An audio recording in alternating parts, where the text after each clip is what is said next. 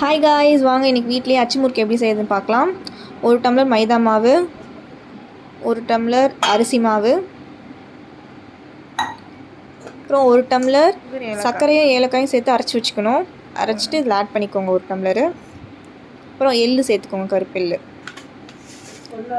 சேர்த்துட்டு ஒரு 1/4 ஸ்பூனு உப்பு போட்டு நல்லா கிளறிங்க.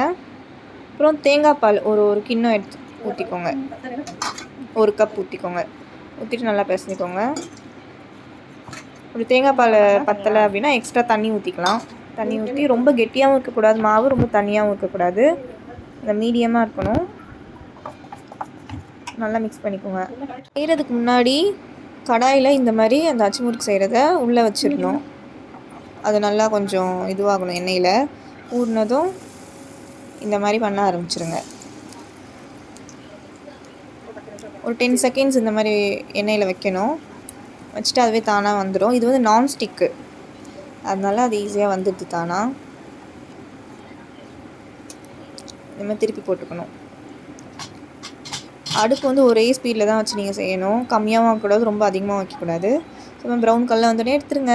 எண்ணெயில் காய வச்சு அச்சு முறுக்கு சுட்டு எடுக்கிறீங்க இல்லையா, அப்போவே வந்து அச்சு முறுக்கு ஃபஸ்ட்டு ஒன்று சுடுறீங்கன்னா கூடவே இந்த தட்டையும் வந்து அப்படியே எண்ணெயில் வச்சுருங்க. அது மாதிரி எண்ணெயில் காய வச்சு தான் ஒன்று சுடணும். சுட்டு எடுத்ததும் மொறுமொறுன்னு இருக்காது, நல்லா ஆறுன அப்புறம் தான் நல்லா மொறுமொறுன்னு ஆகும், நல்லா கிறிஸ்பியாக ஆகும். இந்த ரெசிபி கண்டிப்பாக ட்ரை பண்ணிப்பாங்க, ரொம்ப ஈஸியாக வீட்லேயே அச்சு முறுக்கு செஞ்சிடலாம். அந்த வீடியோ உங்களுக்கு பிடிச்சிருந்தா please share, like and subscribe. Thank you.